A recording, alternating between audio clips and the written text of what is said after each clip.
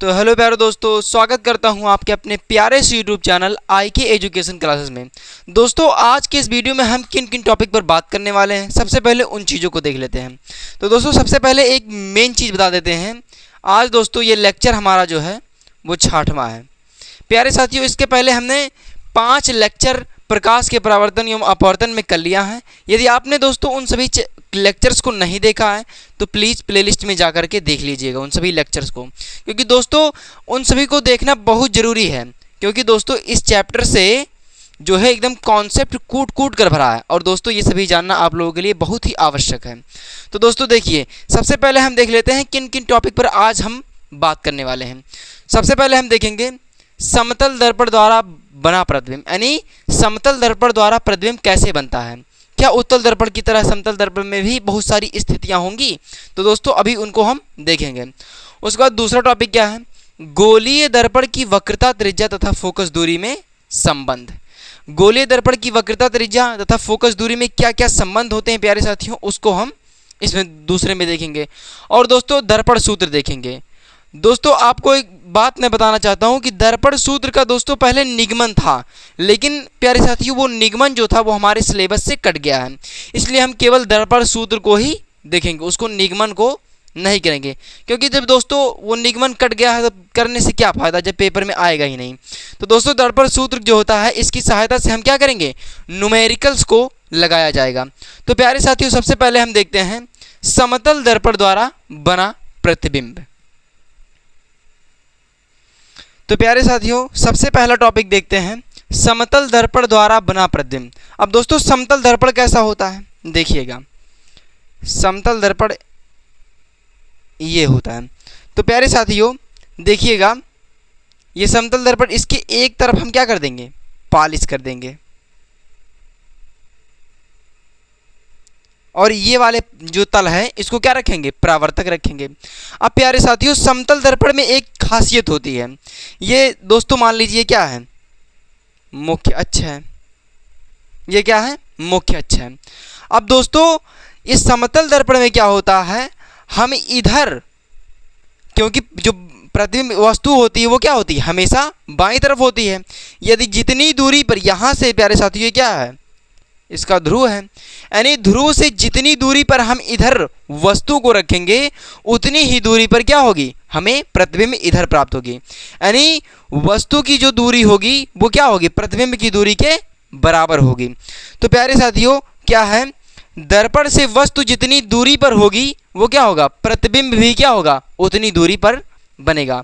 यानी वस्तु को अगर हम यहाँ पर रखेंगे तो क्या होगा, प्रतिबिंब भी, यानी वस्तु और ध्रुव के बीच में जितनी दूरी रहेगी उतनी ही दूरी पर क्या होगी, हमें प्रतिबिंब प्राप्त होगी, यानी यहाँ पर हमें प्रतिबिंब प्राप्त होगी। और जो वस्तु की जो लंबाई होगी वो क्या होगी, प्रतिबिंब की लंबाई की क्या होगी, बराबर होगी।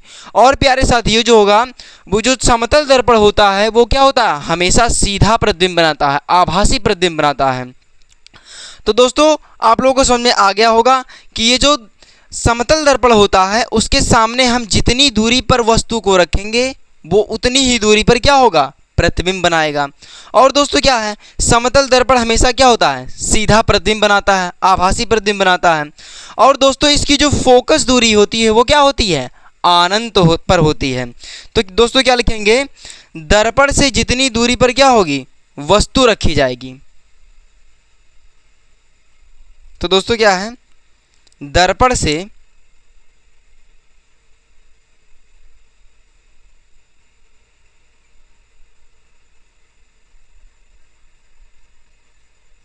जितनी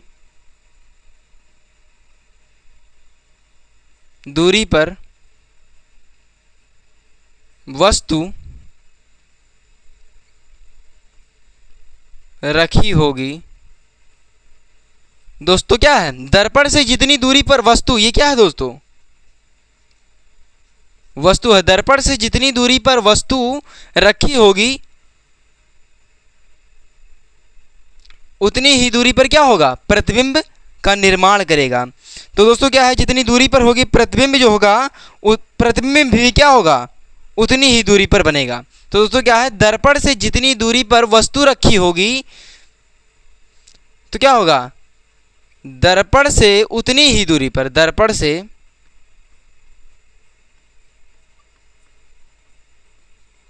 उतनी ही दूरी पर क्या होगा, उतनी ही दूरी पर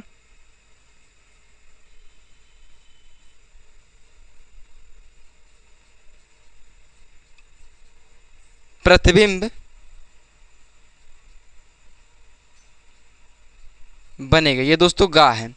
तो दोस्तों क्या देखा हमने, यानी दर्पण से जितनी दूरी पर क्या होगी, वस्तु रखी होगी। प्यारे साथियों क्या है, दर्पण से जितनी दूरी पर क्या होगा, वस्तु रखी होगी, उतनी ही दूरी पर क्या होगा, प्रतिबिंब का निर्माण होगा।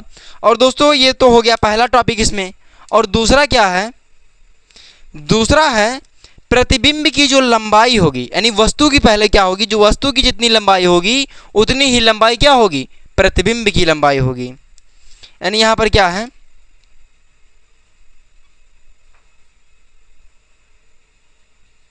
वस्तु की लंबाई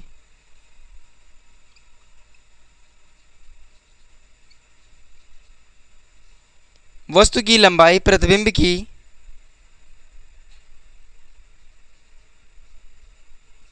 लंबाई क्या होगी, बराबर होगी। दोस्तों ऐसे लिखिए, वस्तु की लंबाई प्रतिबिंब की लंबाई की क्या होगी, बराबर होगी। ये दोस्तों क्या है, जितनी ही बड़ी वस्तु होगी उतनी ही बड़ी क्या होगी, प्रतिबिंब बनेगी। ये दोस्तों समतल दर्पण के नियम हैं। और दोस्तों तीसरा क्या है, तीसरा है ये क्या होगा,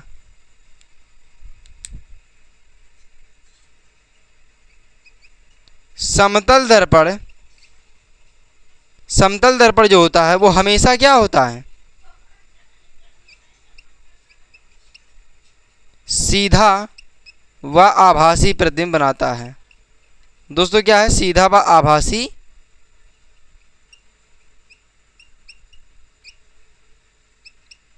प्रतिबिंब बनाएगा।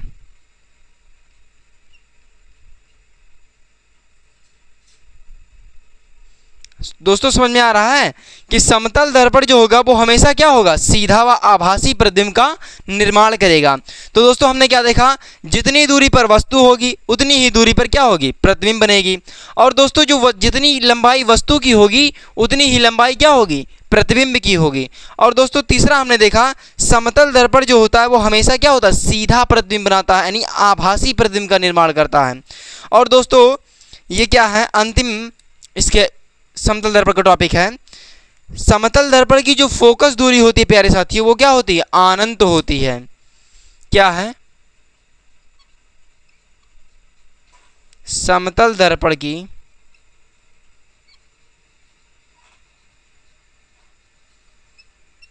समतल दर्पण की फोकस दूरी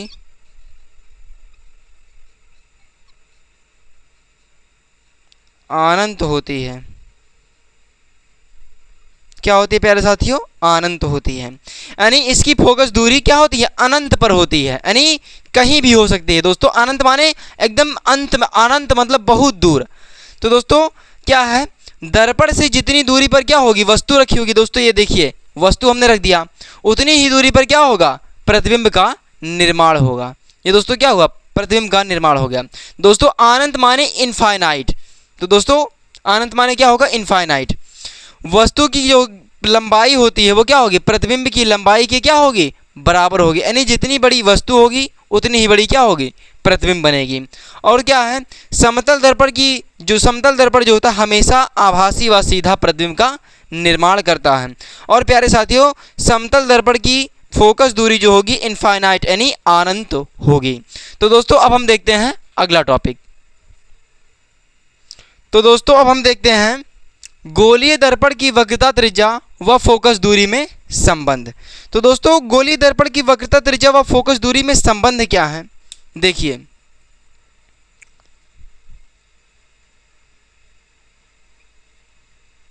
दर्पण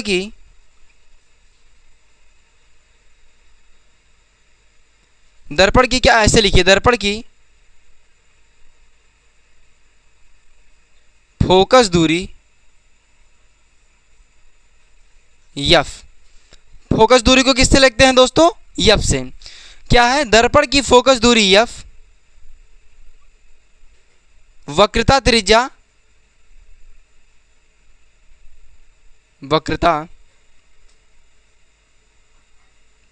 वक्रता त्रिज्या आर की क्या होती है? आधी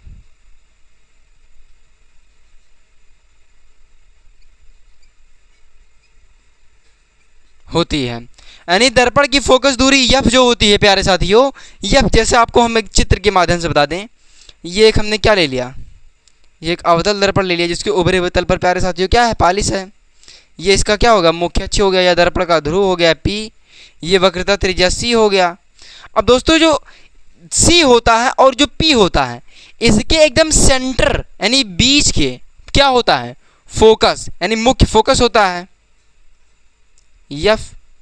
अब प्यारे साथियों यहां से यहां तक की दूरी जो होती है वो क्या कहलाती है? वो क्या कहलाती है प्यारे साथियों? वक्रता त्रिज्या कहलाती है आर। और जो दोस्तों यहां से यहां तक की दूरी होती है वो क्या कहलाती है? फोकस दूरी कहलाती है। तो हमने क्या देखा?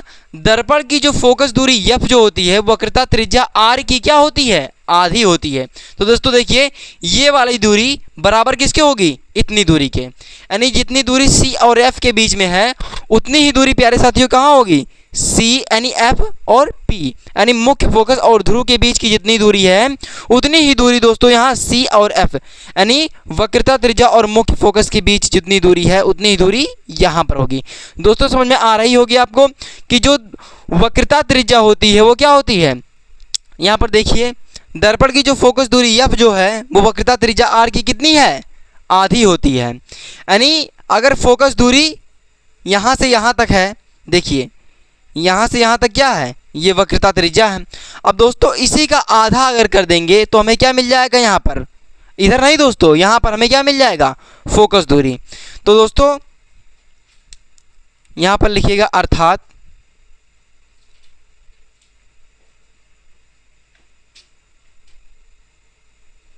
अर्थात जो फोकस दूरी होती है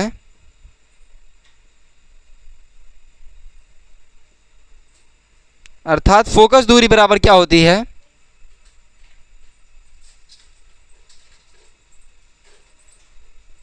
वक्रता त्रिज्या बटे 2। तो दोस्तों क्या है? फोकस दूरी बराबर क्या होता है? वक्रता त्रिज्या बटे 2।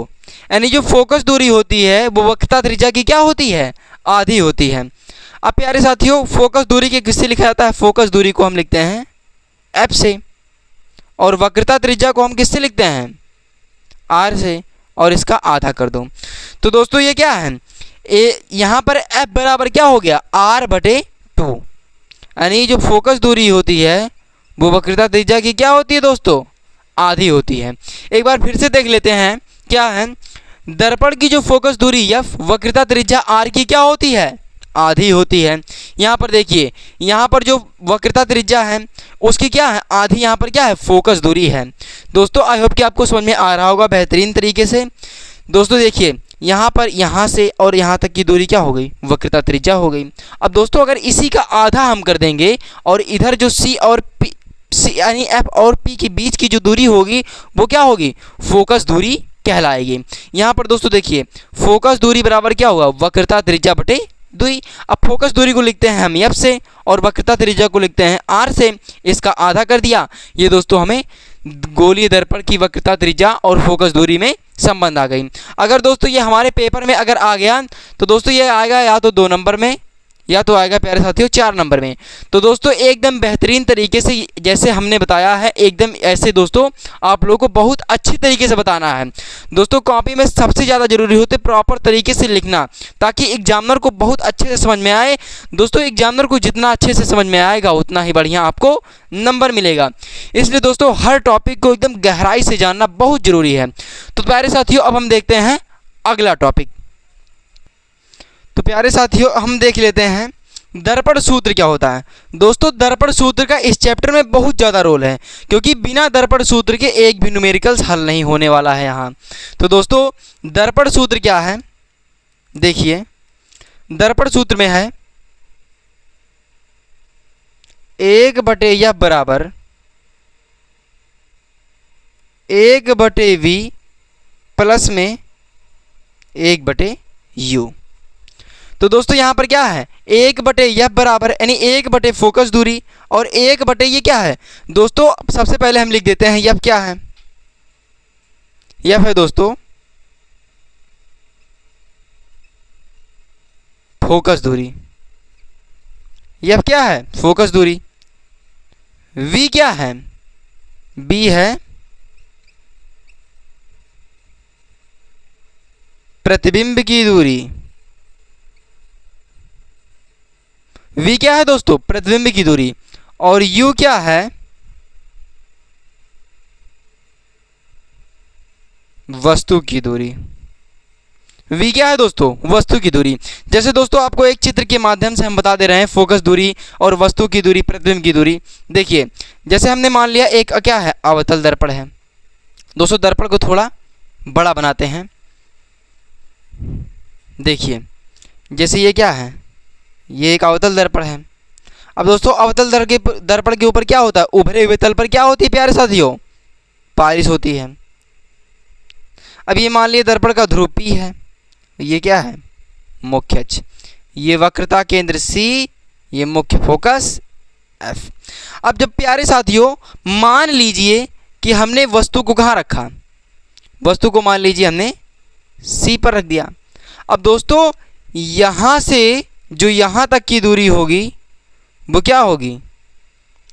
U होगी। ये दोस्तों क्या होगी? U।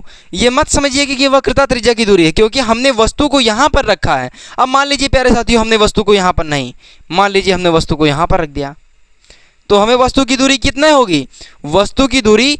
और दोस्तों जानिए किसी भी अगर चीज़ की दूरी हम मापेंगे तो हमेशा हम कहाँ से मापेंगे? ध्रुव से। चाहे वो हम प्रतिबिंब की दूरी मापें या वस्तु की दूरी मापें या दोस्तों फोकस दूरी मापें, हमेशा प्यारे साथियों हम कहाँ से मापेंगे? ध्रुव से मापेंगे। तो दोस्तों यहाँ से ध्रुव और यहाँ तक की दूरी क्या हो जाएगी? वस्तु की दूरी हो जाएगी, क्योंकि वस्तु प्यारे साथियों हमेशा बाईं तरफ रखी जाती है। और दोस्तों देखिए अब मान लीजिए वस्तु को हमने यहाँ पर रखा तो प्रतिबिंब हमें कहाँ प्राप्त होगा? मान लीजिए प्रतिबिंब हमें यहाँ पर प्राप्त होगा। और दोस्तों माने क्यों? प्रतिबिंब यहीं पर प्राप्त होगा। तो दोस्तों देखिए अब ये मान लीजिए प्रतिबिंब यहाँ पर प्राप्त हो गया, तो यहाँ से यहाँ तक की जो दूरी होगी, और दोस्तों हमने बताया कि अभी सभी दूरियाँ कहाँ से मापी जाती हैं? सभी दूरियाँ ध्रुव से मापी जाती हैं। तो ये क्या हो गया? प्रतिबिंब की दूरी v हो गया। और दोस्तों एक बात जानिएगा कि वस्तु की दूरी हमेशा ऋणात्मक ली जाती है। दोस्तों हम चिन्ह परिपाटी में आप लोगों को बहुत अच्छी तरीके से बताएंगे कि कब वस्तु की दूरी मतलब कब वस्तु की दूरी तो हमेशा ऋणात्मक होती है और कब प्रतिबिंब की दूरी धनात्मक होगी, कब ऋणात्मक होगी। फोकस दूरी में क्या होगा दोस्तों, कब धनात्मक होगी, कब ऋणात्मक होगी, ये हम आप लोगों को बहुत अच्छी तरीके से बताएंगे। तो दोस्तों देखिए यहाँ पर अब हम क्या रखेंगे? फोकस दूरी यानी f। यहाँ से दोस्तों ये क्या है? f। और दोस्तों हमने बताया कि फोकस दूरी क्या होती है? वक्रता त्रिज्या की आधी होती है। अब दोस्तों यहाँ पर जो मुख्य फोकस से कहाँ होती है? मुख्य फोकस से ध्रुव तक की दूरी को दोस्तों क्या कहते हैं? फोकस दूरी कहते हैं। यहाँ पर क्या हुआ? मुख्य फोकस।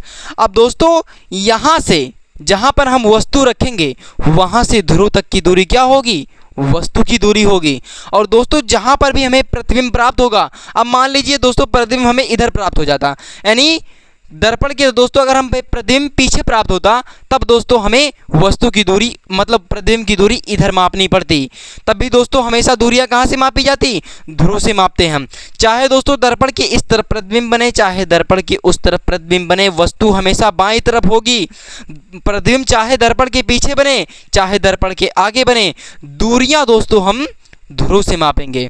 तो दोस्तों ये क्या हुआ? प्रतिबिंब हमें यहाँ पर प्राप्त हो गया। यहाँ से ध्रुव तक की दूरी क्या होगी?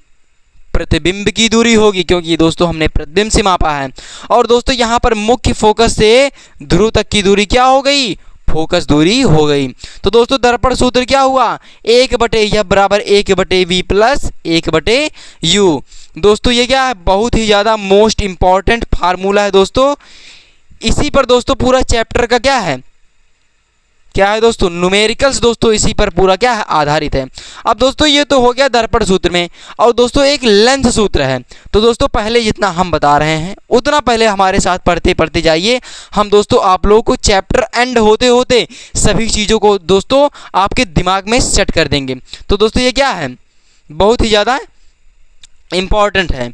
तो दोस्तों ये फार्मूला का बहुत बड़ा रोल है इस चैप्टर में, और दोस्तों इसको भी एकदम बहुत अच्छी तरीके से क्या है, याद कर लीजिएगा, दिमाग में बैठा लीजिएगा। तो दोस्तों एफ क्या होता है, फोकस दूरी होता है। वी क्या होता है, प्रतिबिंब की दूरी होती है। यू क्या होती है, वस्तु की दूरी होते हैं। दोस्तों तो आज के लिए इतना ही दोस्तों, जितना हमने पढ़ाया। यदि इसमें कोई भी आपको कॉन्सेप्ट में अगर डाउट हो तो दोस्तों कमेंट बॉक्स में आप लोग अपने डाउट्स को लिख लीजिएगा। दोस्तों आप लोग के डाउट्स को जो है बहुत अच्छी तरीके से दोस्तों पढ़ा जाता है और उसका रिप्लाई किया जाता है। तो दोस्तों आज के लिए इतना ही। अब दोस्तों अगले लेक्चर में हम आएंगे चिन्ह परिपाटी के साथ। दोस्तों चिन्ह परिपाटी जो होता है बहुत ही ज़्यादा इंपॉर्टेंट है। अब दोस्तों चिन्ह परिपाटी में क्या होगा, अब दोस्तों आपको पता ही नहीं है कि फोकस दूरी किसकी धनात्मक होती है, किसकी ऋणात्मक होती है। तो दोस्तों उसमें हमें चिन्ह परिपाटी में आप लोगों को बहुत अच्छी तरीके से ग्राफिक्स के साथ आप लोगों को बताया जाएगा। तो दोस्तों जितना हमने पढ़ाया, यदि उसमें कोई भी डाउट्स हो तो कमेंट बॉक्स में ज़रूर लीजिएगा।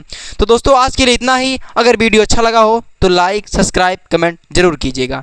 Thank you.